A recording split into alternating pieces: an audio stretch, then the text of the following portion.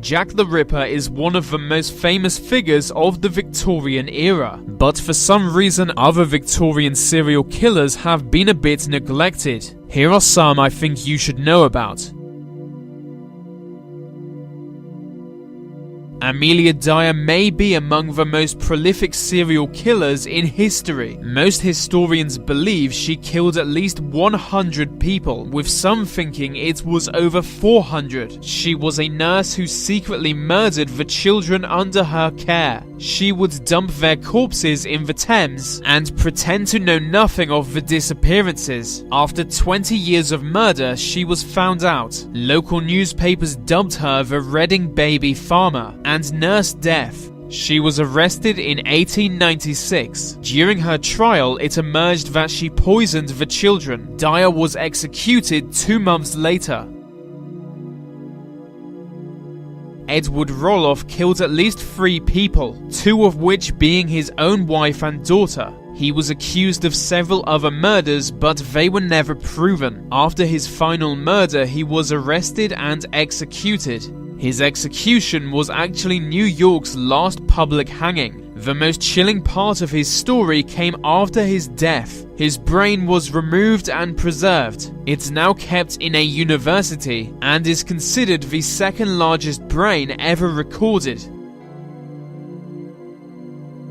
Edward William Pritchard was a doctor who poisoned his wife and her mother. Local police didn't realize they were murdered and buried the corpses without suspicion, but someone wrote them a mysterious letter claiming the 2 women were murdered. The victims' bodies were dug up and poison was found in their system. It soon became obvious that Pritchard was behind it. He was executed in 1865. He was also accused of killing a maid who worked at his house. She was found dead after a fire broke out. It's unknown how she died, but she made no attempt to escape the blaze. For this reason, it's suspected that Pritchard poisoned her and then started the fire. Known as the Black Widows of Liverpool, these 2 sisters killed at least 4 people in the 1880s. They poisoned their victims with arsenic solely for personal financial gain. After finally being caught, detectives had no idea how these illiterate working-class sisters were able to obtain arsenic. It turns out they would collect flypaper, which contained small amounts of arsenic. They were executed in 1884. Some believe they were part of a sinister criminal organization rather than acting alone. Thomas Cream murdered people in Britain and America, and possibly Canada as well. Known as the Lambeth Poisoner, his preferred method was to poison his victims. After a while, he got nervous about police identifying him, so he began attempting to frame other people for his killings. He wrote a letter to police blaming a local doctor for the poisoning of Matilda Clover, but police didn't yet know Clover had been poisoned. The only person to know that must have been the killer. The letter was traced back to Cream, and he was soon executed by hanging. His last words were, "I am Jack the," but he died before finishing the sentence. Some think he was the Ripper.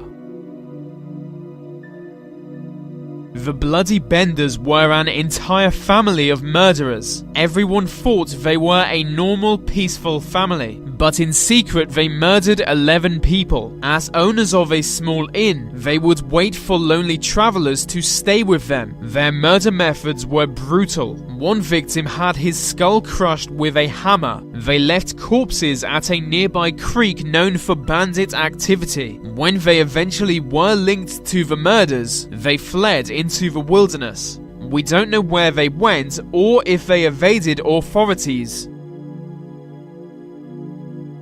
Charles Dickens once called this man the greatest villain who ever stood at the Old Bailey. The Old Bailey was a central criminal court. William Palmer was yet another medical doctor who turned to murder. It's thought that by using poison, he killed dozens of his patients. During his trial, the details of his crime shocked locals. In fact, he became so notorious that 300,000 people gathered to watch his execution.